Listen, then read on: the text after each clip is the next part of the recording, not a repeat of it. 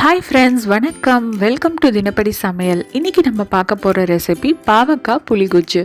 பாவக்காய் ரொம்ப கசக்கும், பிடிக்காதுன்னு சொல்கிறவங்களுக்கு கூட இந்த மாதிரி ஒரு ட்ரிக்கை யூஸ் பண்ணி நம்ம பாவக்காய் புளி குஜ்ஜு பண்ணினோன்னா ரொம்பவே விரும்பி சாப்பிடுவாங்க.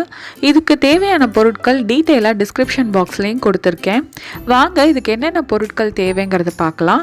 2 பாவக்காவை இந்த மாதிரி சின்ன சின்ன துண்டங்களாக நம்ம கட் பண்ணி எடுத்து வச்சுக்கணும். 2 இல்லை 1 வெங்காயம் சின்ன சின்னதாக கட் பண்ணி எடுத்து வச்சுக்கணும். அதுக்கப்புறம் பச்சை மிளகா உங்களுக்கு காரத்துக்கு ஏற்ற மாதிரி 1லேருந்து 2, கருவேப்பிலை கொஞ்சம், நல்லெண்ணெய், கடுகு, பெருங்காயம், அதுக்கப்புறமா புளி தண்ணி ஒரு பெரிய லெமன் சைஸுக்கு நம்ம புளி எடுத்து கரைச்சி 2 கப் அளவுக்கு எடுத்து வச்சுக்கணும். அதுக்கப்புறம் வெந்தயம் 1 ஸ்பூன், மஞ்சள் தூள் 1 ஸ்பூன், கொஞ்சமாக வெல்லம், உப்பு தேவையான அளவு, அதுக்கப்புறம் வெள்ளை எள்ளு 1 ஸ்பூன் எடுத்துட்டுருக்கேன்.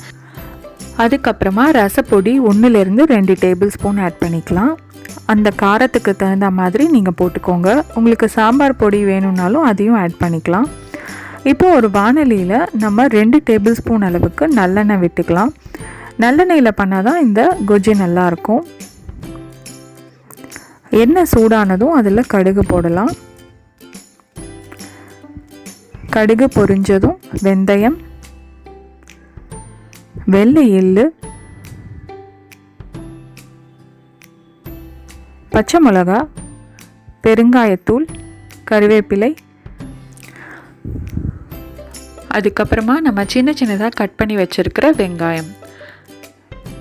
வெங்காயம் போட்டு ஒரு 2-3 நிமிஷம் வெங்காயம் நல்லா வதங்குற வரைக்கும் நம்ம வதக்கலாம். இப்போ வெங்காயம் ஓரளவுக்கு வதங்கிடுத்து. இந்த ஸ்டேஜில் நம்ம சின்ன சின்னதாக கட் பண்ணி வச்சுருக்கிற பாவக்காய் போட்டு அதையும் சேர்த்து வதக்கணும். இப்போது நான் முன்ன சொன்ன மாதிரி இந்த பாவக்காவோட கசப்பு தன்மை போகணுன்னா இந்த பாவக்காவை மொத்தமாக ஒரு 15 நிமிஷம் நம்ம லோ ஃப்ளேமில் வச்சு வதக்கணும். அதுதான் இதோட ட்ரிக்கே.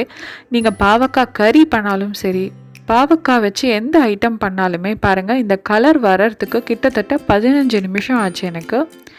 இப்போ மஞ்சள் தூள், அதுக்கப்புறம் ரசப்பொடி எடுத்து வச்சுருக்கோம் இல்லையா, அதையும் போட்டு இன்னும் கூட ஒரு 5 நிமிஷம் நம்ம வதக்கணும். இந்த பொடியோட ஃப்ளேவர் எல்லாம் அந்த காயில் இறங்குற வரைக்கும் நம்ம வதக்கணும். இப்போ டோட்டலாக பார்த்திங்கன்னா 20 நிமிஷம் எனக்கு இந்த காய் லோ ஃப்ளேமில் வதக்கியிருக்கேன். இதுதான் அந்த ட்ரிக்கு, கசப்பே இல்லாத வரும் இந்த கொஜ்ஜு. இப்போ நம்ம புளி தண்ணி ஆட் பண்ணலாம். இந்த புளி தண்ணி கிட்டத்தட்ட 2 கப் அளவு இருக்குது.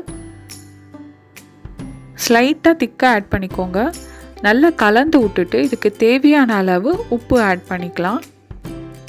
இதில் நம்ம போடுற ரசப்பொடி தான் இதோட ஃப்ளேவரே. அதனால் ரசப்பொடி ரொம்ப நல்லா காரசாரமாக இருந்ததுன்னா ரொம்பவே நல்லாயிருக்கும். இல்லை வத்தக்குழம்பு பொடி கூட நீங்கள் ஆட் பண்ணிக்கலாம். ஆல்ரெடி இந்த சேனலில் நான் வத்தக்குழம்பு பொடி போட்டிருக்கேன். அதோட லிங்க் மேலே வருது பாருங்கள், அதை கூட நீங்கள் செஞ்சு போடலாம். இப்போ பாருங்கள் எண்ணெய் பிரிய ஆரம்பிச்சிருது. இந்த ஸ்டேஜில் நம்ம வெல்லத்தை போட்டுட்டு ஸ்டவ் ஆஃப் பண்ணிடலாம். நல்லா கலந்து கொடுத்துட்டானா நம்மளோட பாவக்காய் புளி கொஜ்ஜு ரெடி ஆகிடுது.